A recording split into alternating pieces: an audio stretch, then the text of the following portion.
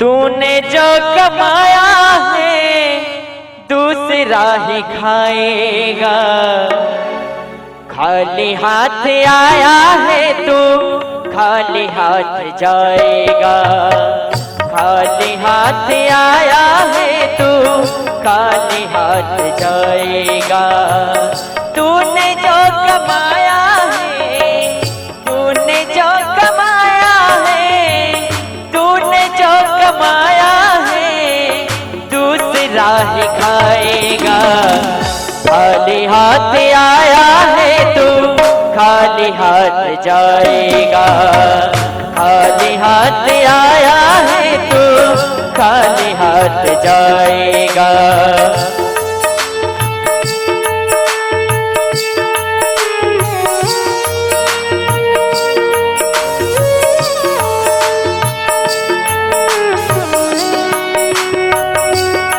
अकारण करुणा वरुणालय भक्त वंशा कल्पतरु मोर मुकुट पीतांबर धारी भगवान श्री कृष्ण की वांगमय प्रतिमूर्ति एवं मानव जीवन का सर्वोत्कृष्ट लाभ सत्संग के माध्यम से श्रीमद् भागवत महापुराण के द्वितीय दिवस में द्वितीय सत्र में आए हुए आप सब भक्त जनों का हार्दिक अभिनंदन है। सती सुकन्या और गार्गी के मार्ग पर चलने वाली मातृशक्ति माताएं एवं बहनें, वृद्धत्व समाज पितृगण, समवयस्क मित्रगण, मंच पर उपस्थित वैदिक विद्वान आचार्यगण एवं हमारा साथ दे रहे गंधर्वगण, आप सबके हृदय में विराजमान मेरे परमाराध्य भगवान श्री सीताराम जी के चरणों में मैं बारंबार प्रणाम करते हुए आइए हम सब कथा में प्रवेश करने के पूर्व कुछ क्षण भगवान नाम का आश्रय लें, कुछ समय भगवान के नामों का उच्चारण करें। कबहू तो दीनानाथ के भनक पड़ेगी कान। हम भगवान का नाम लेते रहेंगे तो कभी न कभी वो हमारे ऊपर कृपा करुणा अवश्य कर देंगे। आज नहीं तो कभी न कभी तो करेंगे, लेकिन करेंगे वे अवश्य, क्योंकि उनका नाम एक करुणा निधान है। और वे करुणा निधान भगवान की जब एक बार कृपा हो जाएगी तो संसार सागर से हम ऐसे तर जाएंगे जैसे गऊ का खुर होता है, इतना बड़ा संसार सागर हो जाएगा हमारे लिए। तो आइए बड़े भाव के साथ काली सेवा करते हुए भगवान के दिव्य नाम संकीर्तन में प्रवेश करें। राधे गोविंद गोपाल राधे, राधे राधे गोविंद गोविंद राधे, राधे राधे गोविंद गोपाल राधे, राधे राधे गोविंद गोविंद राधे, राधे राधे गोविंद गोपाल राधे, राधे राधे गोविंद गोपाल राधे, राधे राधे गोविंद गोपाल राधे, राधे राधे गोविंद गोपाल राधे,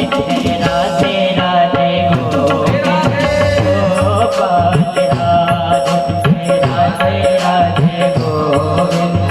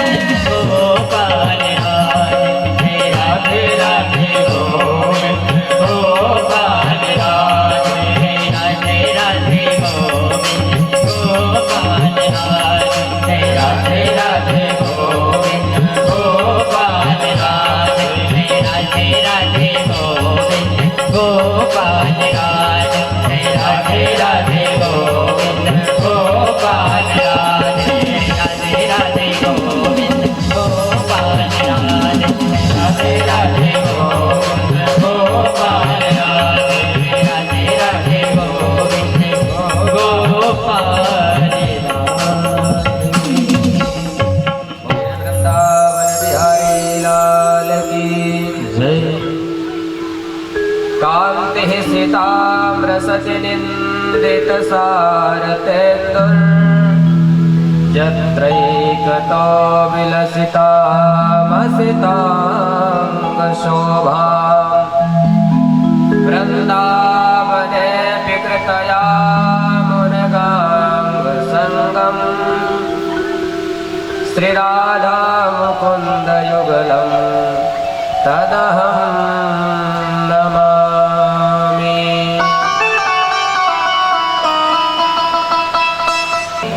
गोस्वामी तुलसीदास जी भी अपनी लेखनी में लिखते हैं, बिनु सत्संग विवेक न होई, राम कृपा बिनु सुलभ न सोई। बिना सत्संग के विवेक की प्राप्ति नहीं होती है। बिना भगवत कृपा के कोई मनुष्य कथा को श्रवण नहीं कर सकता। या कि भगवान की कृपा हो जाए या कि संत की कृपा हो जाए। अब सत्संग की प्राप्ति भगवान की कृपा से होगी तो बिनु हरि कृपा मिला ही नहीं संता। सुंदरकांड में गोस्वामी जी लिखते हैं कि बिना प्रभु की कृपा से संत का भी मिलन नहीं होता। और जब तक हमारे जीवन में संत नहीं आएंगे तो जीवन में वसंत कैसे आएगा। जब संत हमारे जीवन में आएंगे तभी हमारा जीवन वसंत के समान खिल जाएगा। कोई मार्ग पथ प्रदर्शक यदि मिल जाए तो मार्ग बड़ा सुगम हो जाता है। इसलिए भागवत जी में व्यास जी कहते हैं, भाग्योदयेन बहुजन्म समर्जितेन सत्संगमं च लभते पुरुषो यदा वै अज्ञान हेतु कृतमोह मदान्धकारम् नाशं विधाय हि ततो दयते विवेकः। ये भागवत जी का एक ऐसा श्लोक है, इस श्लोक को यदि संपुट बना करके भागवत जी की कथा की जाए तो पूरी कथा बड़े आराम से समझ में आ जाएगी। व्यास जी कहते हैं कि भाग्योदयेन बहुजन्म समर्जितेन, एक जन्म के नहीं, 2 जन्म के नहीं, 10 जन्म के नहीं, 100 जन्म के नहीं, जन्म जन्मांतर के। और जन्म जन्मांतर तो छोड़ दीजिए, जितने कल्प होते हैं उतने कल्पों में यदि आपका जन्म हो चुका है, उतने कल्प और कल्पांतर के जब हमारे एक साथ पुण्य उदय होते हैं तब हमें सत्संग की प्राप्ति होती है, तब हमें भागवत कथा के श्रवण की प्राप्ति होती है। इसलिए जो भागवत की कथा को श्रवण करते हैं उनकी देवता लोग भी भूरी भूरी प्रशंसा करते हैं। देवता लोग कहते हैं कि संसार में कितने सौभाग्यशाली मनुष्य हैं जिन्हें भगवान की कथा श्रवण करने को मिलती है। और यह कथा कहीं नहीं अन्यत्र, स्वर्गे सत्ये च कैलासे वैकुंठम नास्त्वयं रसः अतः पिबन्तु सद्भाग्या। यह जो कथा है ना भगवान की, यह तो ना स्वर्ग में है, न सत्यलोक में है, न वैकुंठ में है, न कैलाश में है। यह कथा तो मात्र पृथ्वी में है, और पृथ्वी में भी कहाँ है? भारतवर्ष में। और भारत में भी अब बहुत कम क्षेत्र बचे हैं जहाँ ये सब कथाएं हो रही हैं। ऐसे धार्मिक लोग बहुत कम हो गए, क्योंकि आजकल पढ़े लिखे हुए जो लोग होते हैं उनको इन सब चीजों में विश्वास नहीं है। अरे भैया, जब पढ़ोगे नहीं कोई चीज को तो जानोगे कैसे?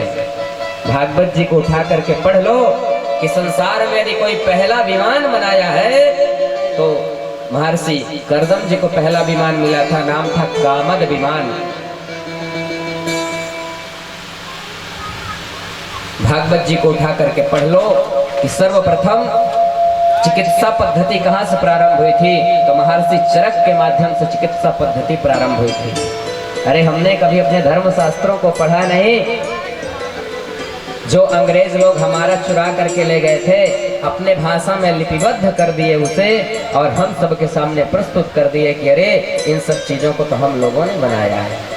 कभी अपने धर्म शास्त्रों का अध्ययन तो करिए, कभी अपने धर्म शास्त्रों को पढ़िए तो सही। अरे पढ़ नहीं सकते तो कम से कम जो सुना रहा है उसे सुन तो लो। प्रेम से बोलो जय श्री कृष्ण। यदि हम भगवान की कथा को सुनने में हमारा मन लग गया, भगवान की कथा में, ये समझ जाइए कि जीवन पार हो जाएगा। कल की कथा हम सब लोगों ने सुना था कि एक महान प्रेत जो अपने स्वपापों के कारण ब्राह्मण होते हुए भी उसे प्रेत योनि में जाना पड़ा। लेकिन भगवान की कथा तो अत्यंत पवित्र है। धन्या भागवती वार्ता, वह प्रेत कहता है, धन्या भागवती वार्ता प्रेत पीड़ा विनाशिनी।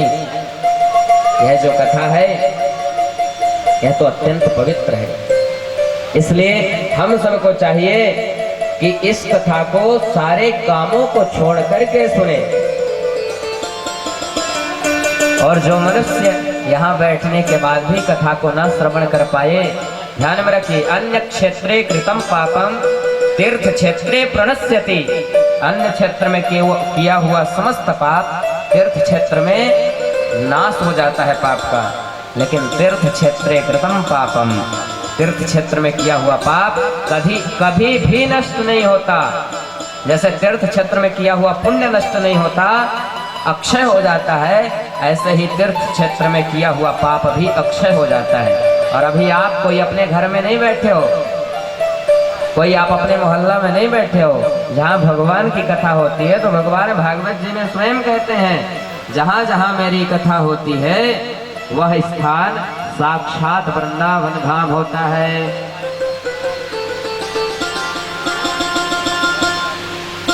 और जो मनुष्य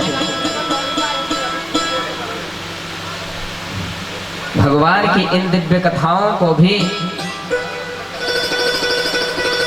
ना समझ सका, ना सुन सका, तो ये मानवः पाप कृतस्तु सर्वदा। हम सब लोग तो सदैव पाप करते ही रहते हैं, लेकिन यहाँ भी आकर के हम पाप कर लिए, कैसे जीवन होगा हमारा। साधन धाम मोक्ष कर द्वारा जे न पाई परलोक सवारा। यह मनुष्य तन उस ताले की चाबी है जिस ताले से खोल करके आप मोक्ष को प्राप्त कर सकते हो। इसे ऐसे न जाने दीजिए। बहुत करोड़ों पुण्य करने पड़ते हैं मानव जीवन को प्राप्त करने के लिए। देवता तरसते हैं इस मनुष्य जीवन को प्राप्त करने के लिए, और हम लोगों को प्राप्त हो गया तो इसकी कीमत नहीं समझते।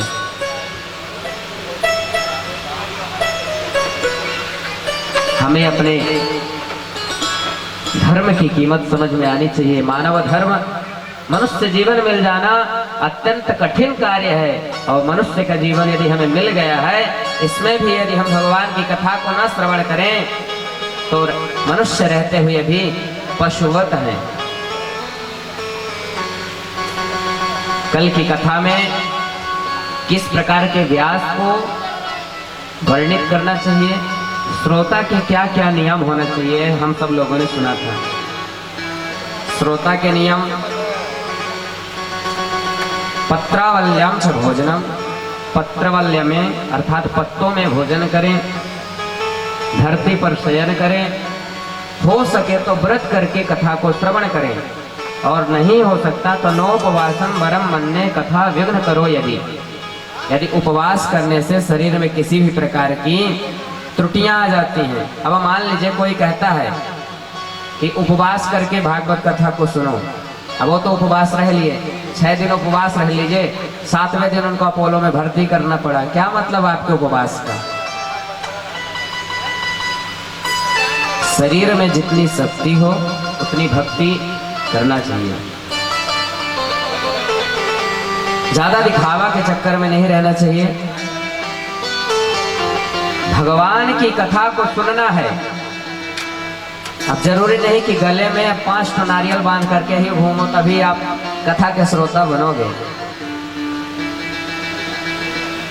आप कथा को सुन लो, उस कथा को मनन कर लो, और मनन करने के बाद उस कथा को आत्मसात कर लो, तो जीवन में हमने जो कथा को सुना है यदि आत्मसात हम लोगों ने कर लिया तो भगवान प्राप्ति में बहुत विलंब नहीं आएगा। भगवान बहुत जल्द मिल जाएंगे। कब? जब हम कथा को सुनेंगे तब। जब हम सुनना नहीं जानेंगे तो भगवान को कैसे पाएंगे? क्योंकि भगवान को पाने के लिए रास्ता तो इसी में लिखा है। भगवान किस प्रकार से हमें मिलेंगे वो तो इसी कथा में वर्णित है। और यदि हम कथा को बिना श्रवण करके कथा का तिरस्कार करके बैठे रहें। कल 3 प्रकार के श्रोताओं की बात हुई थी। श्रोता जो भगवान की कथा को सुनते हैं, श्रोता जो कथा को बढ़िया सुनते सुनते टिक करके सो जाते हैं, और श्रोता बैठे बैठे बढ़िया बात करते रहते, जैसे सुपारी सरौता को काटते रहे, सरौता जैसे सुपारी को काटते रहती है उसी प्रकार से वार्तालाप करते रहते हैं। अच्छा, एक हास्य की कथा हम आपको सुना दें। एक राज्य था, उस राज्य में झूठ बोलने की प्रतियोगिता हुई। उस राज्य में झूठ बोलने की प्रतियोगिता हुई कि सबसे ज्यादा झूठ कौन बोल सकता है। हमारा भी बघेलखंड का एक राज्य रीवा, वहां के भी महाराज पधारे। वहां सबकी अपनी अपनी बारी आई, सब लोगों ने झूठ बोला। जितना जिससे झूठ बोलना बन सका उतना उन लोगों ने झूठ को बोला। लेकिन जब बघेलखंड के राजा की बारी आई तो उन्होंने एक बहुत अच्छा झूठ बोला। ये क्या कहते हैं कि महाराज, हमने देखा कि हमारे रीवा स्टेशन पर 4 माताएं बैठी हुई हैं एक साथ, और कई घंटे व्यतीत हो गए थे लेकिन उन्होंने आपस में वार्तालाप नहीं किया। सब लोग उठ करके ताली बजाने लगे, बोले इससे बड़ा झूठा कोई हो ही नहीं सकता। जहां 4 माताएं बैठे और आपस में वार्तालाप न करें, ये असंभव है। फिर भी आप लोग बहुत अच्छे हैं, आप लोग बढ़िया शांत मन से कथा को सुन रहे हैं, आप लोग साधुवाद के पात्र हैं। कल की कथा में हम सब लोगों ने महात्मा को श्रवण किया। पद्म पुराण के अंतर्गत जो कथा आती है उस कथा को श्रवण किया। भगवान के उन दिव्य कथाओं को हम सब लोगों ने श्रवण किया कि किस प्रकार से एक वृद्ध भी भगवान की कथा को सुन करके युवान हो गए, और किस प्रकार से एक प्रेत भी भगवान की दिव्य कथा को सुन करके देव बन गया। तो क्या हम मनुष्य भगवान को प्राप्त नहीं कर सकते इस कथा को सुन करके? कर सकते हैं, लेकिन हमें वैसा सुनना तो आए, हम ऐसा सुनने का प्रयास करें। अब आगे की कथा में सूत जी महाराज कहते हैं, अब यहाँ से भागवत जी की कथा प्रारंभ होती है। भागवत जी का प्रथम श्लोक, जन्माद्यस्य यतोऽन्वयादितरतः चार्थे स्वभिज्ञः स्वराट् तेने ब्रह्महृदाययादिकवये मुह्यन्ति सूरयः तेजो वारिमृदां यथा विनिमयो यत्र त्रिसर्गो मृषा धाम्ना स्वेन सदा निरस्तकुहकं सत्यं परं धीमहि। भागवत जी के प्रथम श्लोक में व्यास जी ने कृष्णम परम धीमहि नहीं लिखा, रामम परम धीमहि नहीं लिखा, देवीम परम धीमहि उन्होंने नहीं लिखा। उन्होंने क्या लिखा? सत्यम परम धीमहि। मैं उस सत्य स्वरूप की वंदना करता हूँ जो हमारे जन्म लेने के पूर्व था। हम जब जन्म लिए हैं तब भी है, और हमारा जब अंत हो जाएगा तब भी वह सत्य रहेगा। मैं उस सत्य स्वरूप की वंदना करता हूँ। इसका एक और शाब्दिक अर्थ समझिए कि भागवत जी की कथा हमें ये बोध कराती है कि मरना कैसे है। भागवत जी की कथा बोध हमें कराती है कि हमारी मृत्यु कैसे हो, और जिसकी कहते नहीं अंत भला तो सब भला, जिसकी मृत्यु भला हो गई उसका जन्म भी सुधर जाएगा। जन्म जन्म मुनि जतन कराही, अंतराम कही आवत नाही। बड़े बड़े संत महात्मा, अमलात्मा विमलात्मा महात्मा भगवान की जन्म जन्मांतरों तक माला लेकर के जप करते रहते हैं, लेकिन अंत में प्रभु का नाम स्मरण नहीं आता। भागवत जी का सूत्र है अंते यामति सा गति। जिस प्रकार से हमारा अंतिम समय में मति होगी, बुद्धि होगी, उसी प्रकार से हमें अगला जन्म मिलेगा।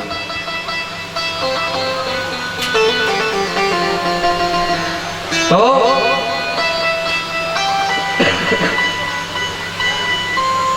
हमें अपना अंत संवारना है। भागवत जी हमें सिखाती हैं कि हमें मृत्यु को कैसे समझना है, क्योंकि कथा प्रारंभ ही वहीं से होती है। अर्थात जन्म से मृत्यु तक के दूरी को जो जोड़ती है, जो कड़ी जोड़ती है, उसका नाम भागवत कथा है। एक बार बैठ करके भागवत की कथा को आप श्रवण कर लीजिए, एक बार बैठ करके आप भागवत की कथा को पढ़ लीजिए, आपको मरने की कला आ जाएगी। तो जन्माद्यस्य यतोन वयादितरतः चार्थे स्वभिज्ञः स्वराट। जो अपने में भी रमण करता रहता है, जो अपने अंदर ही रमण करता रहता है, स्वनैव राजते इति स्वराटः। जो अपने में रमण करता हो उसे स्वराट कहते हैं। तेने ब्रह्म हृदय आदि कवये। उस सत्य पर ब्रह्म परमात्मा की मैं वंदना करता हूँ, जो आदि कवि ब्रह्मा भी जिसकी वंदना करते हैं। आदि कवि मुह्यन्ति यत् सूरयः। जिसकी कथा को सुन करके बड़े बड़े त्यागी तपस्वी भी उसकी कथा के प्रति आकर्षित हो जाते हैं। बड़े बड़े बैरागी भी जिनकी कथा को सुन करके आकर्षित हो जाते हैं। ऐसे में परम ब्रह्म सत्य सनातन पूर्ण ब्रह्म की मैं वंदना करता हूँ।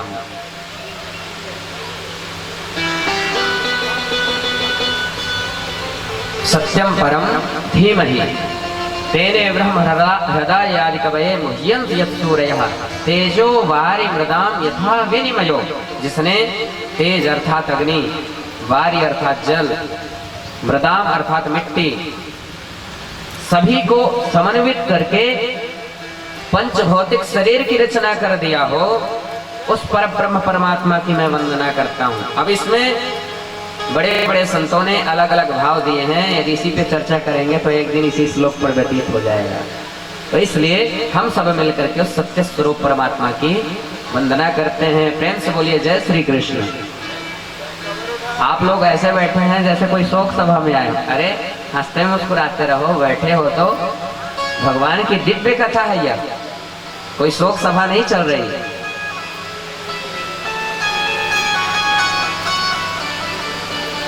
अगले श्लोक में व्यास जी कहते हैं धर्म प्रोचित कई तगोत्र परमो निर्मत्सराणाम सुताम वेद्यम वास्तव मत्र वस्तु शिवदम तापत्रयोन्मूलनम।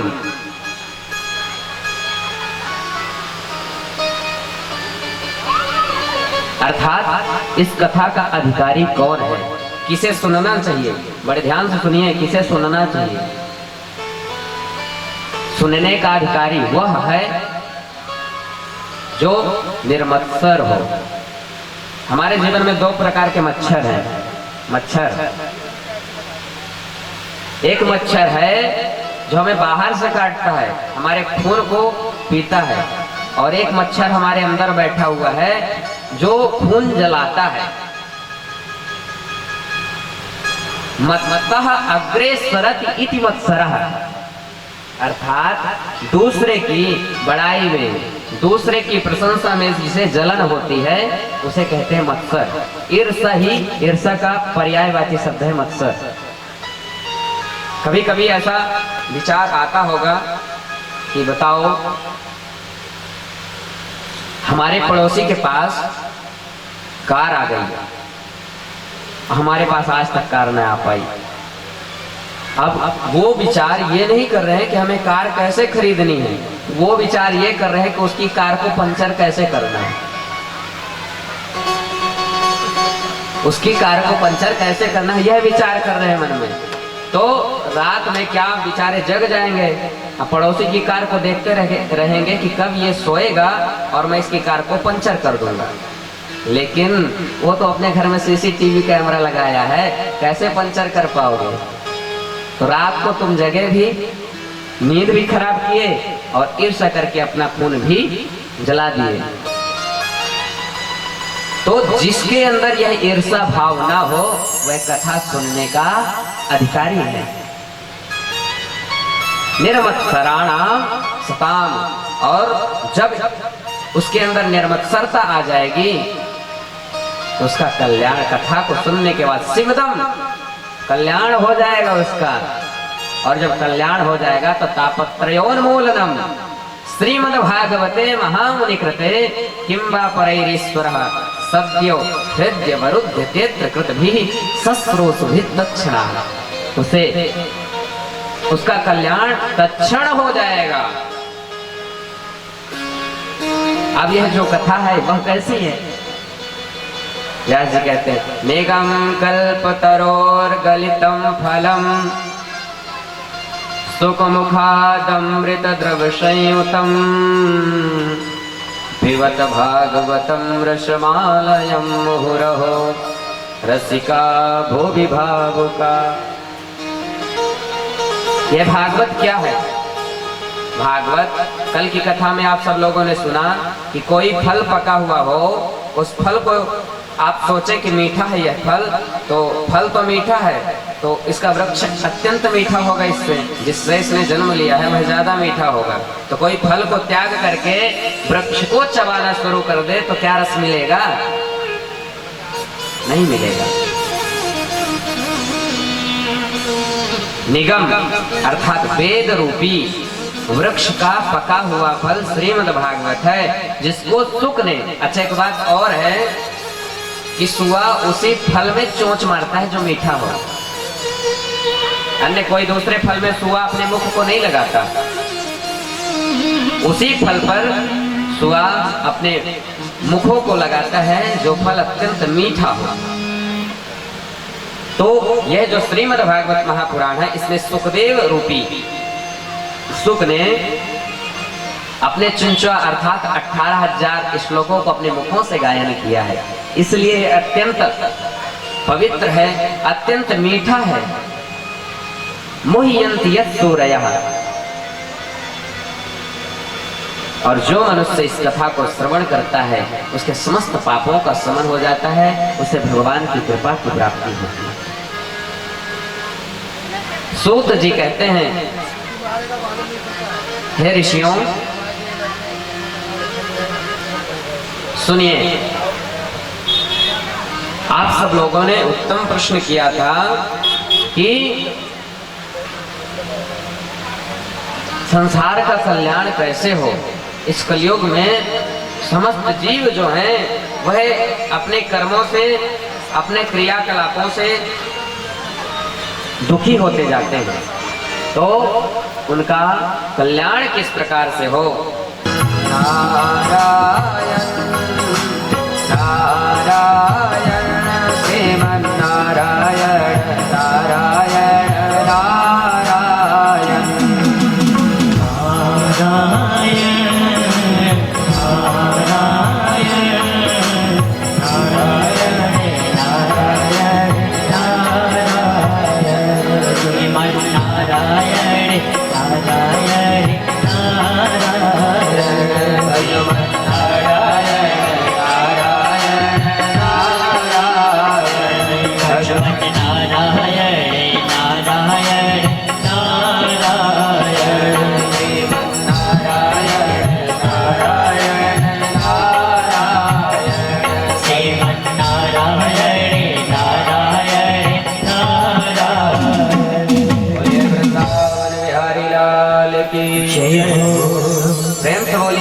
श्री कृष्ण।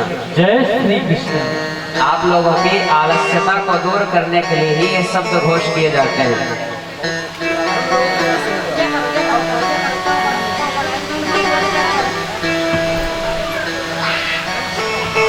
सूत जी से शौनकादि ऋषियों ने 6 प्रश्न किए। बड़े ध्यान से सुनिए आप लोग, सभी लोग शांत चित्त हो जाइए। माताएं देखिए, आप लोग बात करोगे तो मेरा भी मन करेगा सुन लो आप लोग क्या बात करते हो, और सुनने का मन करेगा तो बोलना बंद कर दूंगा, और जब बोलना बंद कर दूंगा तो आप लोगों को कथा नहीं सुनने को मिलेगी। इसलिए आप अपनी सुनाओ कि मेरी सुन लो।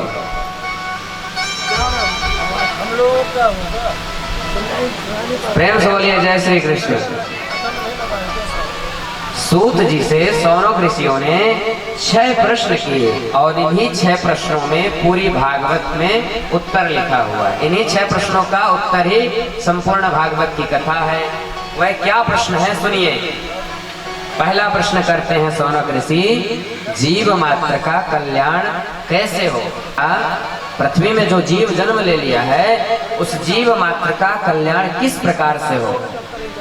दूसरा, समस्त शास्त्रों का सार क्या है? समस्त शास्त्रों का सार क्या है? और तीसरा प्रश्न है, भगवान अवतार क्यों लेते हैं? भगवान क्यों अवतार लेते हैं? विप्रधेनु सुर संत हित लीन मनुज अवतार, निज इच्छा निर्मित तनु माया गुण। तीसरा प्रश्न क्या है? भगवान अवतार क्यों लेते हैं? और चौथा प्रश्न, भगवान के कितने अवतार हैं?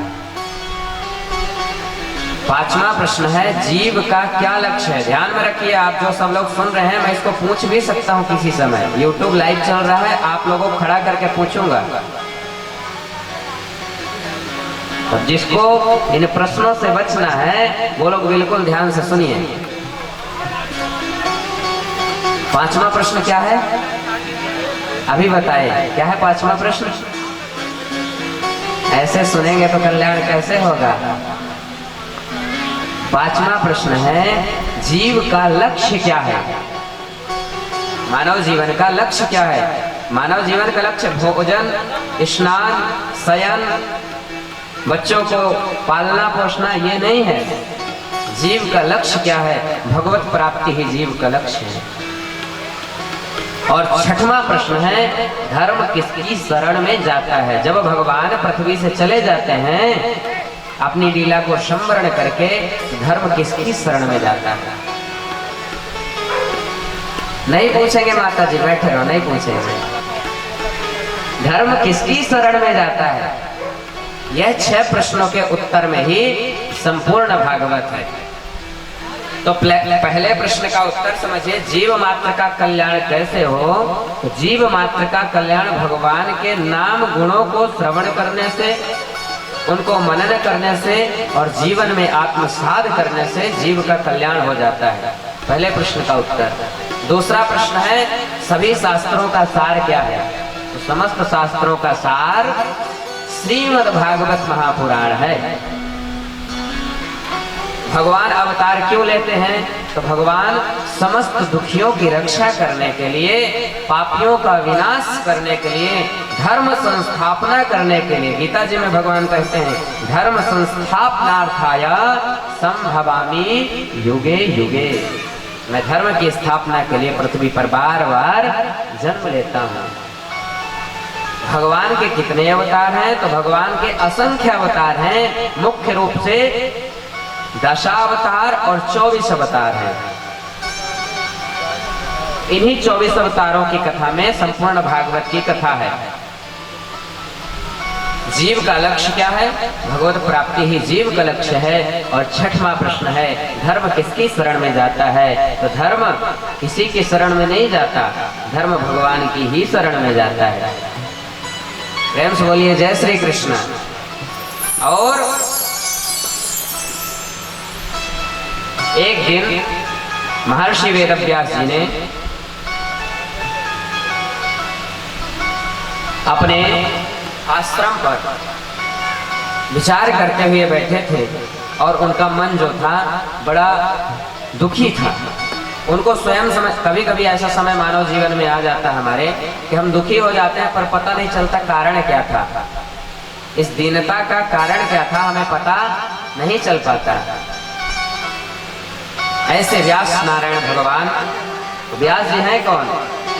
द्वापरे समनु प्राप्ते तृतीय युग पर्याय, द्वापर के अंत में भगवान नारायण के ही कला अंशावतार रूप धारण करते हैं व्यास के रूप में, जो समस्त वेदों का विभाजन करते हैं और वेदों की रचना करते हैं, शास्त्रों की रचना करते हैं, पुराणों की रचना करते हैं, इसलिए उनको कला अवतार कहा गया। वही भगवान का अवतार लेकर के व्यास जी प्रकट हुए, तो इस जन्म में उनका नाम पड़ा था कृष्ण द्वैपायन।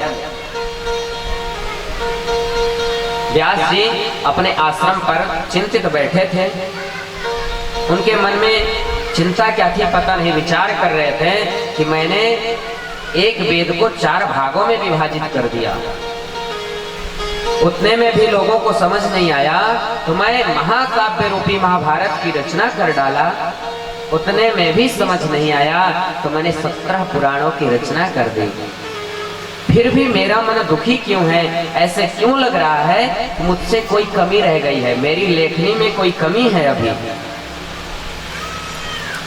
ऐसा मन में विचार ही कर रहे थे कि वीणा की आवाज आई और भगवान के नाम का संकीर्तन हुआ। वहां नारद जी प्रकट हुए। नारद जी आए और व्यास जी नारद जी को देखते ही खड़े होकर के उनको दंडवत प्रणाम आदि किए, यथोपचार उनका पूजन करके उन्हें सिंहासन पर बैठाया और सिंहासन पर बैठा करके जब नारद जी ने पूछा व्यास जी से, हे व्यास जी आप दुखी क्यों हैं? बताइए आपका मन असंतोष से घिरा हुआ क्यों है? व्यास जी कहते हैं कि हे देवर्षि, पता नहीं मैंने तो 17 पुराणों की रचना कर दिया, वेदों के 4 विभाग बना दिए, महाभारत की रचना कर दिया, फिर भी मेरे लेखनी में कोई कमी लग रही है, मुझे समझ में नहीं आता। तब नारद जी ने पूछा, हे व्यास जी क्या आपने कभी भगवान नारायण के कृष्ण के चरित्र को लिखा है? आप व्यास जी कहते हैं, हे भगवान अभी तो पूर्ण रूप से भगवान श्री कृष्ण की कोई भी कथा को मैंने नहीं लिखा है।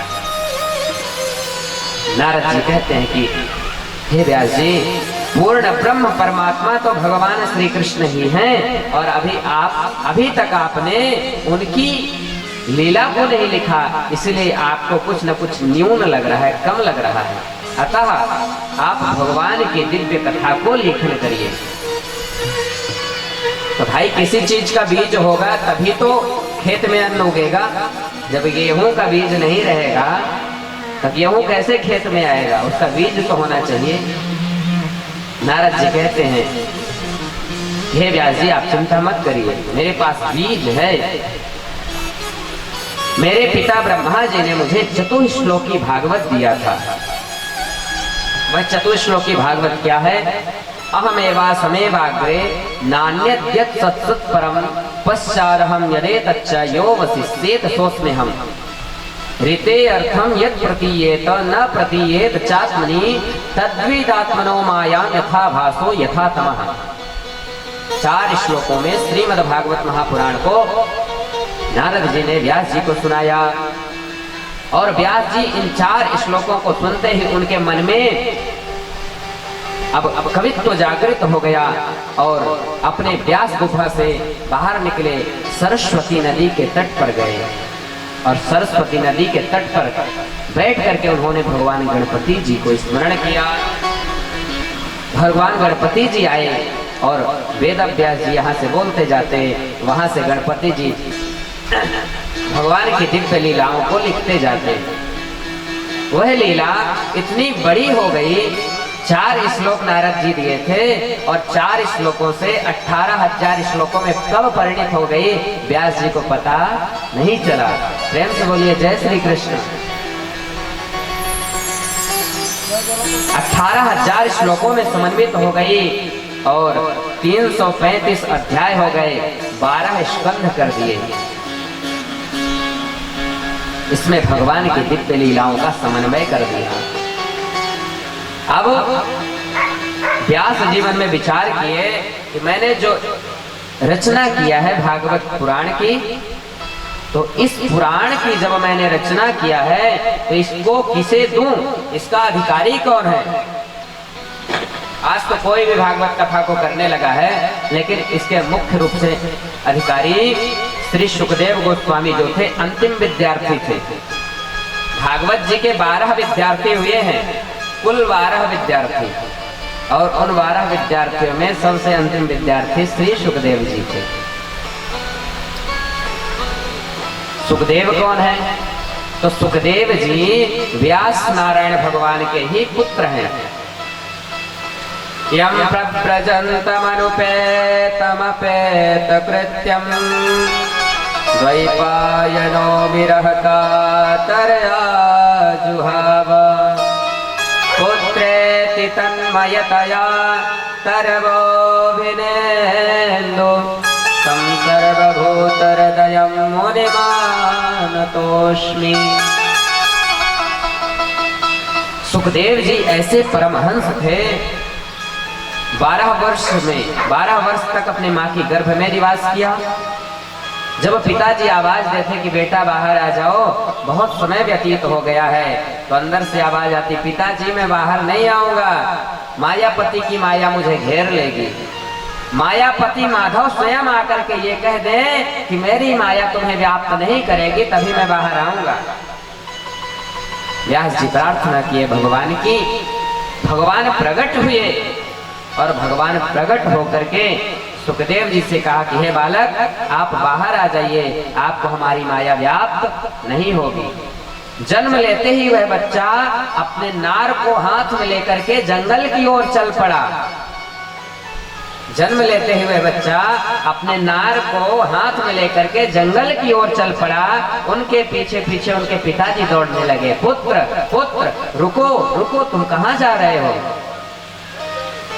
वह बालक ने कोई उत्तर नहीं दिया, आगे बढ़ता गया। उनके तरफ से प्रकृति ने जवाब दिया, वहां के वृक्षों ने जवाब दिया, तरवो भिनेन्दुस्तम।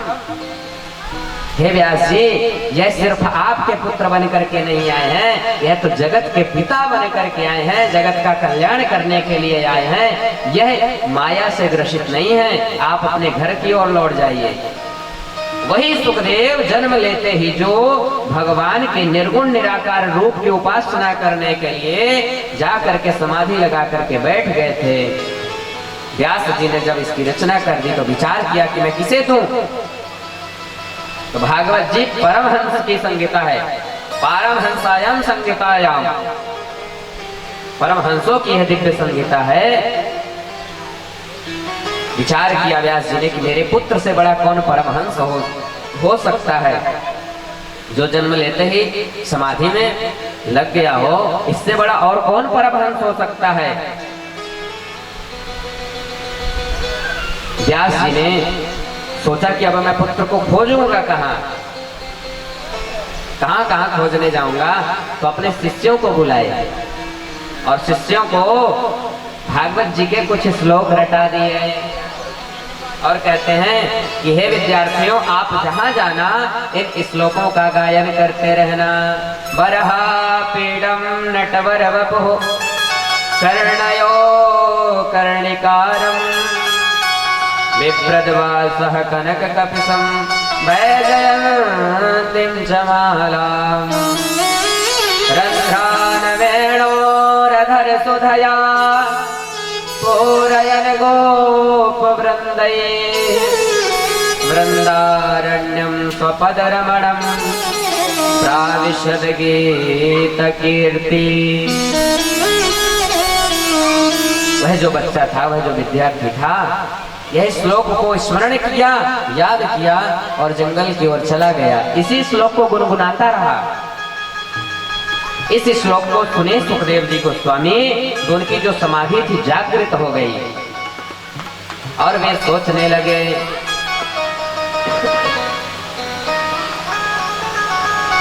कि जिसका रूप माधुर्य इतना सुंदर हो वह कितना प्यारा दिखता होगा। इसमें इस श्लोक में भगवान की दिव्य सुंदरता का वर्णन, बरहा पीड़म नटवर वपुः कर्णयोः कर्णिकारम, वह सुंदर है, बहुत सुंदर दिख रहा है।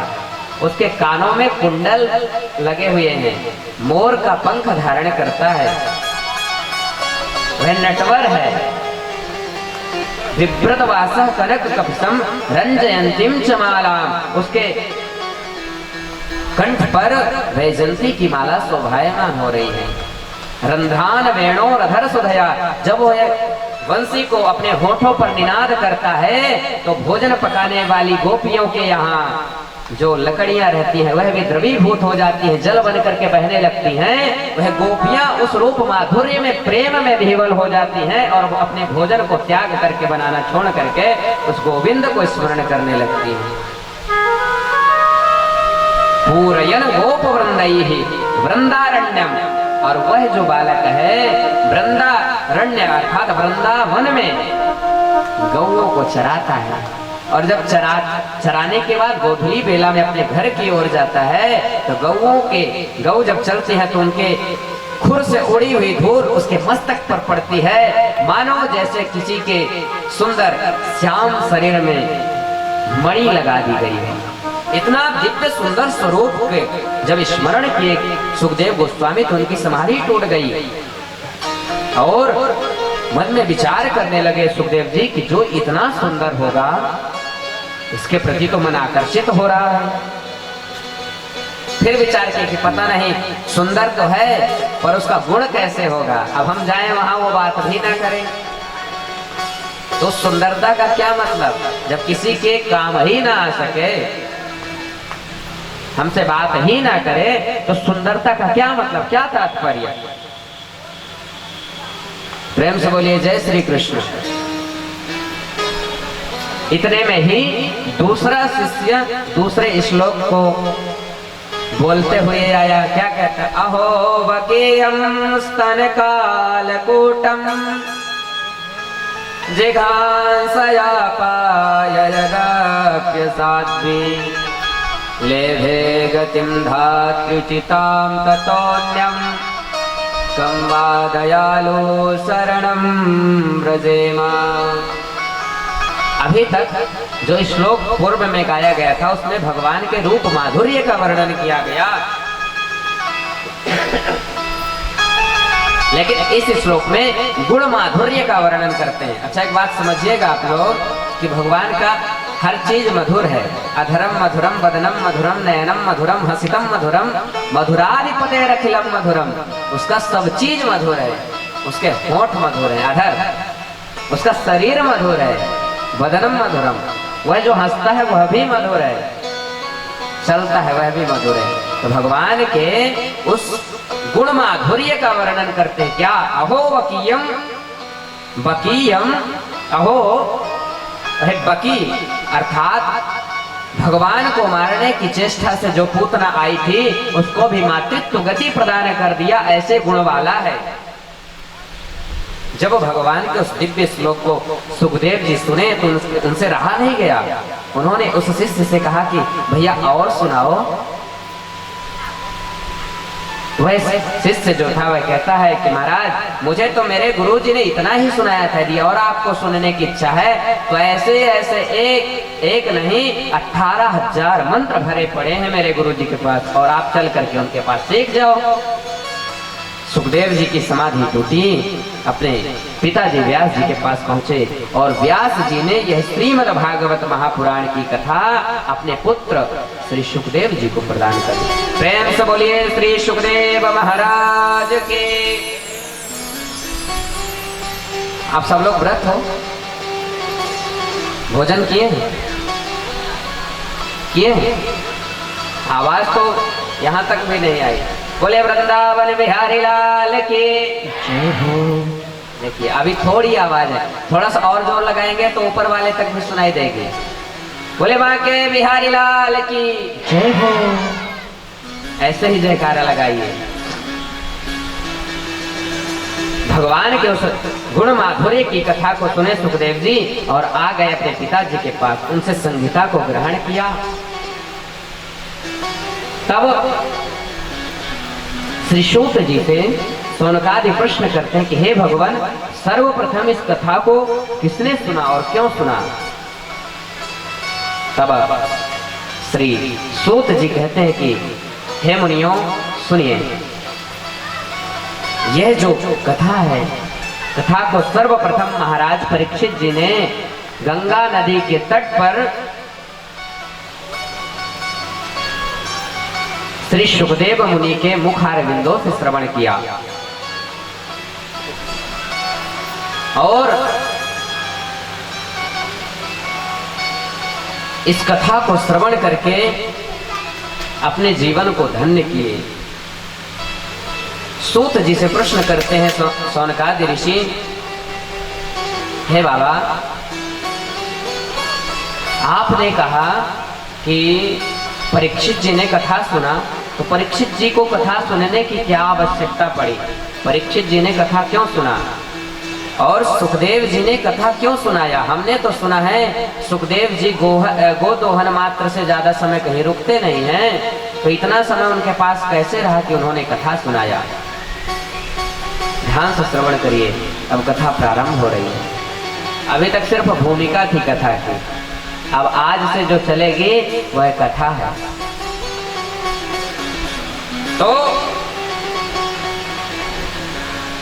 श्री सूत जी कहते हैं कि हे महर्षियों,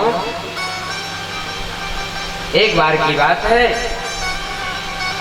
कि महाभारत का युद्ध हो चुका था। यदा मृधे कौरव संजयाना वीरेस्त्वथो वीर गतिम गतेषु। महाभारत का युद्ध विश्राम कर चुका था और धृतराष्ट्र के बड़े पुत्र दुर्योधन भीष्म की गदा के प्रहार से उनकी जंघाएं टूट गई थी, युद्ध भूमि पर गिरे पड़े हुए थे, बड़े दुखी थे। इतने में ही उनके गुरु पुत्र द्रोणाचार्य जी के पुत्र सुस्थामा वहां आए और कहने लगे कि हे मित्र, तुमने यदि मुझे सेनापति बना दिया होता तो आज तुम्हारी यह दशा ना होती, लेकिन मैंने तुम्हारा नमक खाया है, मैं तुम्हारा इस नमक का कर्ज किस प्रकार से दूर करूं, मुझे बताओ। दुर्योधन कहता है, बड़ी सुंदर कथा है। दुर्योधन कहता है कि मित्र, हम 100 भाई थे और 100 में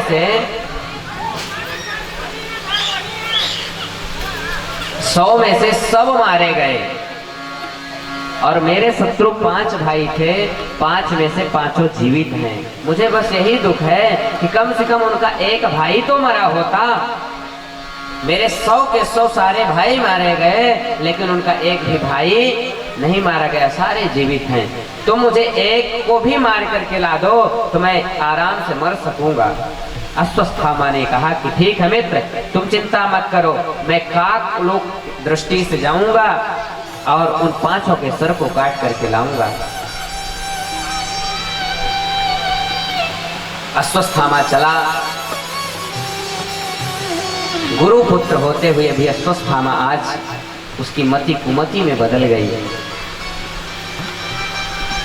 वह सोच ना सका कि मुझे क्या करना चाहिए, मेरा पद किस प्रकार का है, वह नहीं सोच सका और वहां से चल दिया।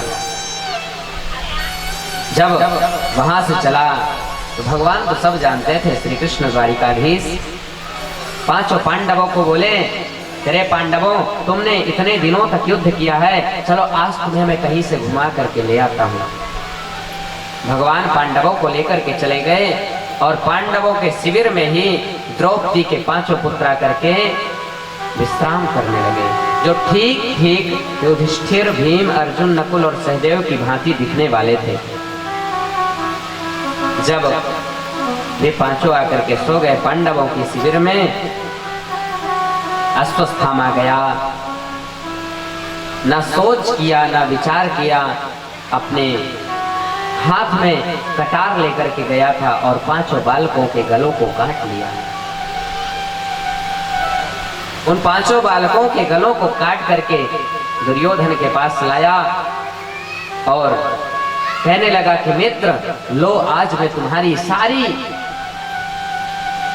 बातों को पूरा कर दिया हूं। जो तुम सोच रहे थे, जो तुम्हारी मनोकामना थी, मैं उसको पूर्ण कर दिया हूं। दुर्योधन के मन में शंका हुई कि पांडवों के साथ तो भगवान श्री कृष्ण हैं, पांडवों को मार सकने में मैं सामर्थ्य नहीं था, तो भला अश्वत्थामा कैसे मार सकता है पांडवों को। प्रेम से बोलो जय श्री कृष्ण। पांडवों को यह अश्वत्थामा कैसे मार सकता है। उसने कहा कि अश्वत्थामा दिखाओ तो, भीम के सर को दिखाओ, मैं देखना चाहता हूं। क्योंकि सबसे ज्यादा यदि किसी से चिढ़ता था दुर्योधन, तो भीम जी से चिढ़ता था। भीम जी के सर को लिया, हाथ में दबाया, जैसे ही पकड़ा हुए कच्चे घड़े की तरह टूट गया वो सर। दुर्योधन विलाप करने लगा, अरे मित्र, अरे दुष्ट, तूने यह क्या कर दिया। मेरी शत्रुता मेरे भाइयों से थी, मेरे भाई के पुत्रों से नहीं थी। देखिए, इतना बड़ा असुर भी क्या सोच रहा है कि मेरी शत्रुता मेरे भाइयों से थी, मेरे भतीजों से, और आज हम शत्रुता करते हैं तो कई पीढ़ियों से शत्रुता कर लेते हैं। अरे भूल जाओ उन शत्रुता को, मन में बैर के भाव को विसरा दो, आपस में पुनः प्रेम कर दो। दुर्योधन कहता है कि दुष्ट, तूने बहुत बड़ा पाप कर दिया रे। मेरे कुल में तो किसी को जल देने के लायक भी नहीं छोड़ा तू। जा, मैं तुझे श्राप देता हूं कि जिंदगी भर तू दुखी रहेगा। इधर प्रातः हुई, सोचिए आज उस मां की क्या दशा होगी जिसके 5 पुत्र रात्रि को तो ठीक प्रकार से सोए थे, लेकिन जब देखी अपने पुत्रों को तो उनके सर नहीं है।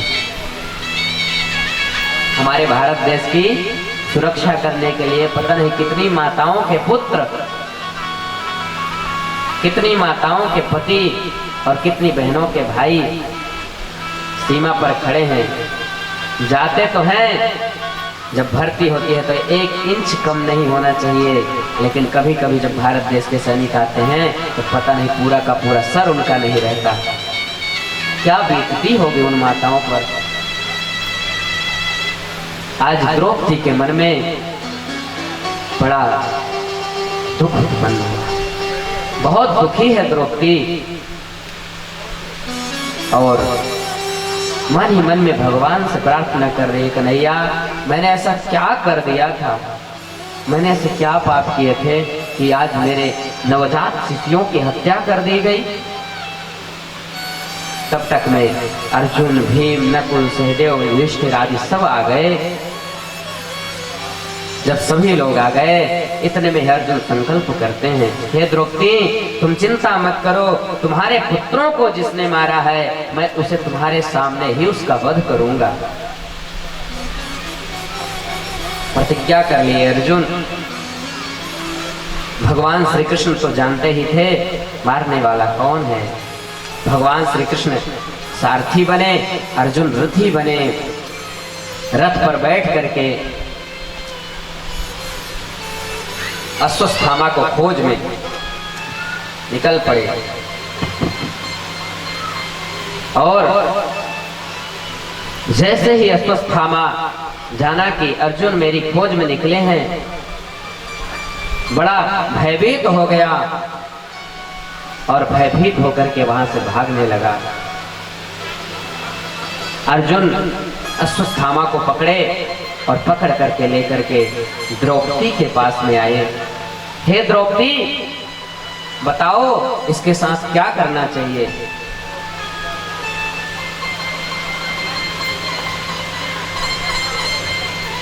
सोचिए कि जिस माँ के बच्चे को मारा गया हो वह माँ क्या उत्तर देगी।